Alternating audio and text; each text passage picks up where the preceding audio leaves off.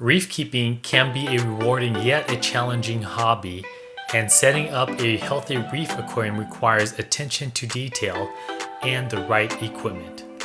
It doesn't have to be hard, so let me explain how you can get one started as well. Welcome back to the channel. This is Paul, and today we're gonna break down the basic equipment you need to start your very own reef tank. As you're starting in this hobby, you'll be quick to notice that there are equipment that are super expensive and there are some that are quite affordable. I've had success with both high-end equipment and also regular equipment. So I would suggest buying what makes sense to you today. Here's a list of the basic essentials for maintaining a successful reef tank.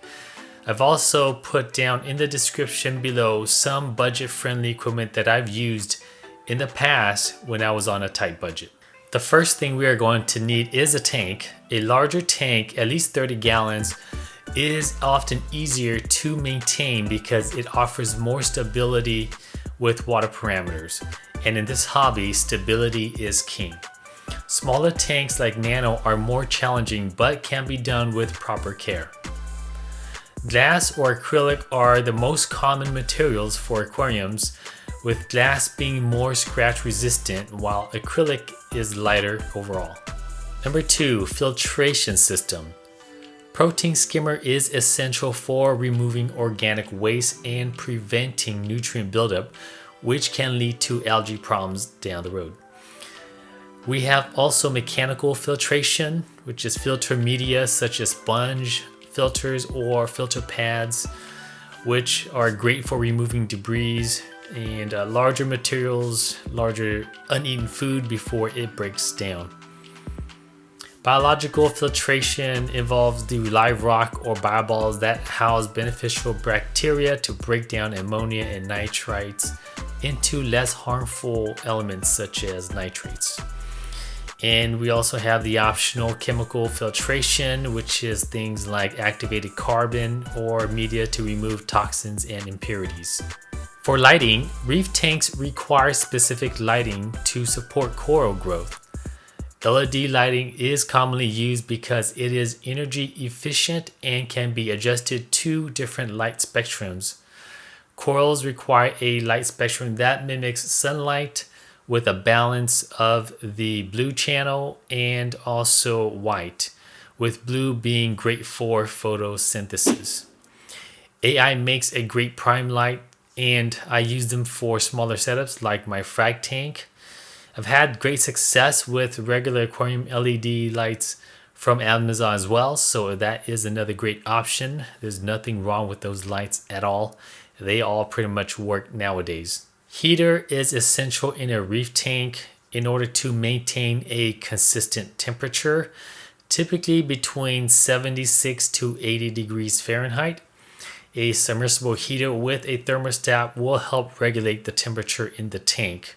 Also, keeping the house at 77 degrees will help stabilize the temperature in the reef tank.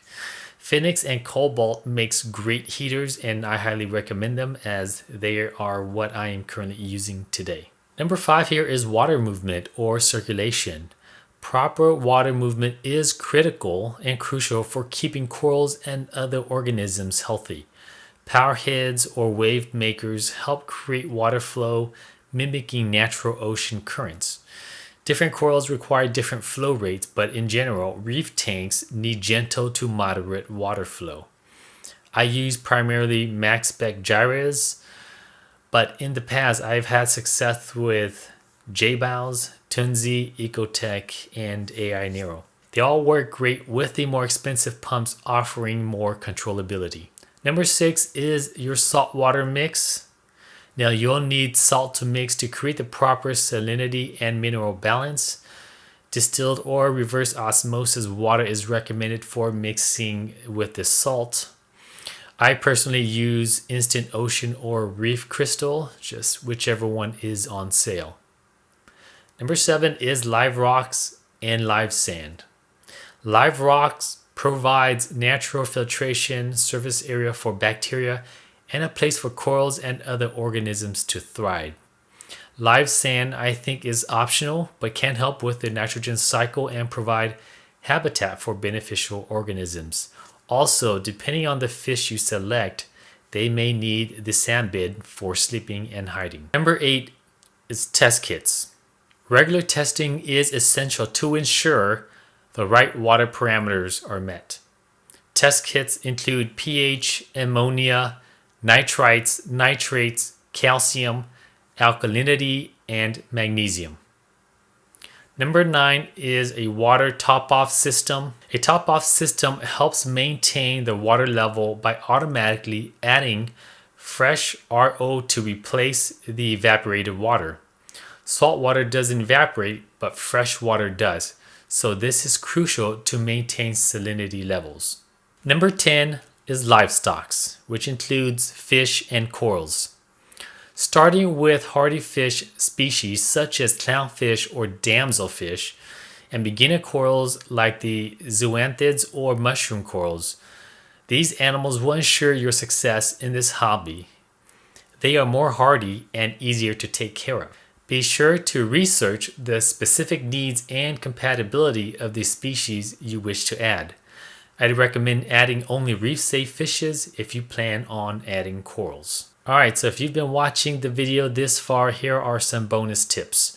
Before adding any fish or corals, you'll need to cycle the tank to establish the nitrogen cycle, which can typically take between 4 to 6 weeks. But make sure to measure your nitrites and ammonia to make sure it is 0 ppm before adding any animals. To prevent diseases, it's best to quarantine new fish and corals before adding them to your display tank. And lastly, avoid overfeeding. Excess food leads to poor water quality. Reef keeping is a dynamic hobby that requires learning as you go, so be prepared for trial and error. But with the right equipment and commitment, you'll be rewarded with a beautiful, thriving reef ecosystem. Alright, that is it for this video. The equipment listed is a good starting point for anyone interested in starting a reef tank.